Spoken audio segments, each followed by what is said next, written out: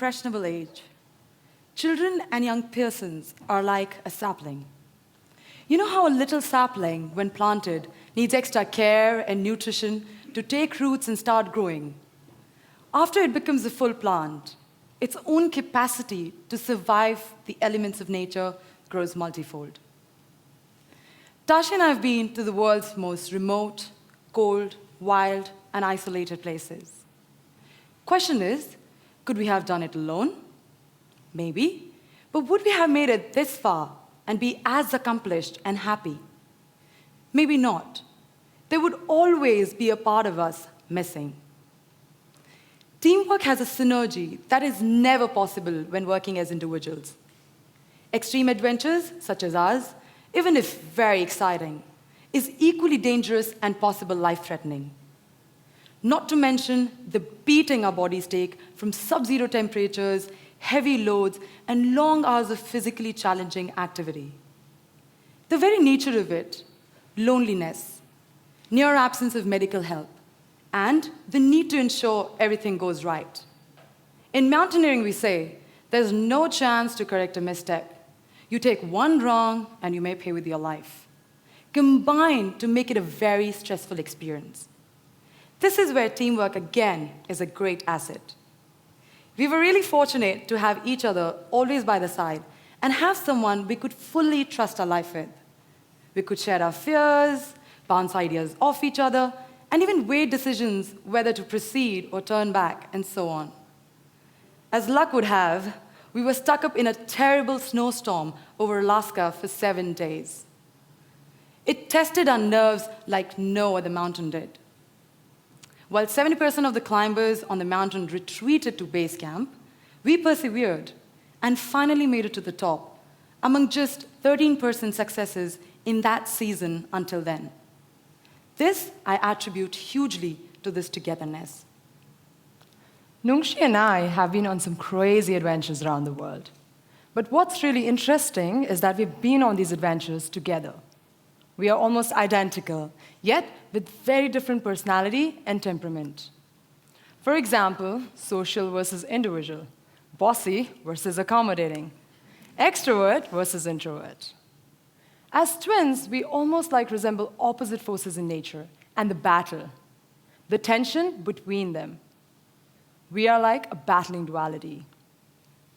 Being twin sisters with a common passion for climbing and girl empowerment, it was easier for us to create unity in a world of duality. Not by annihilating the duality, but by transforming it into twins. Two complete wholes that are really one. True twins. Yes, two separate forces, but collaborating and cooperating with one another and not at war against each other. This dichotomy, duality, manifests itself in so many ways. The conflict between career and home, between our personal higher standards and the pressure to conform to marketplace standards. The battle between our yearning for transcendence and the need for material survival. Between existential loneliness and the sense of connection to a greater whole. The war between the outer and the inner, form and function, between the pull from above and the tug from below, and so on. These two forces are truly two sides of one coin. A set of twins that can either be at each other's throat or unite into a synergetic force. As our own lives amply exemplify, we have experienced the connection during our quest for the Explorer's Grand Slam, that includes climbing the tallest mountains in 7 continents and reaching the North and South Pole on skis. Despite the duality in our day-to-day existence, cat and dog fights, how ordinary living's "I can't stay with her" turns into "I can't imagine life without her" during most challenging moments.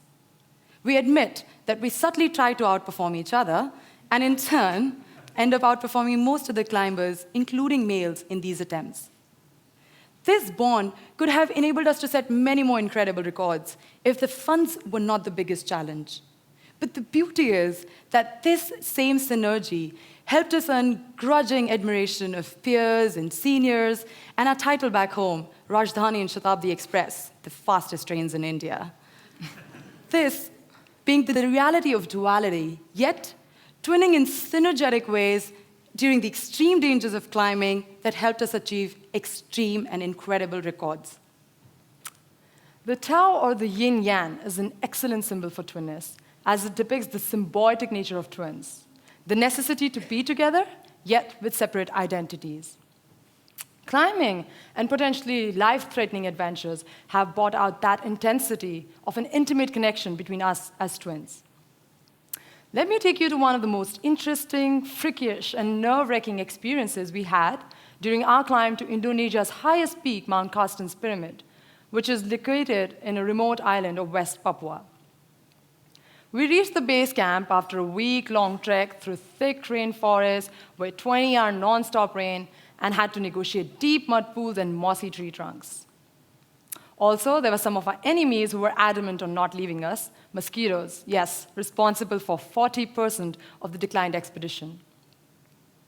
After successfully summiting the peak, the next day we had to head back to Camp 2, and it was 3 of us, we two and our friend Samina, with whom we climbed Everest in 2013. On our way back, we came across this fast water current owing to heavy rains that had occurred for a week. And there was a log on which we had to cross over, but that was very slippery. So I avoided the mossy log, jumped across, and managed. However, when Samina imitated my jump, she slipped and fell into the water. "Oh my God," Samina, we screamed, and I immediately grabbed her by her rucksack. Samina, who was aquaphobic, shouted, "Tashi, Nungshi," and she became unconscious within seconds. Nungshi, too, jumped across, throwing her rucksack away, and helped me get her out. It took us approximately 4 minutes to get her out and resuscitate her. That day, Nungshi and I were left with so many unanswerable questions, like what would be the consequences if she drowned? What if she never came back? This is one incident we'll never forget. Clearly, Samina did not have a sister with her that day, but she did have the two of us.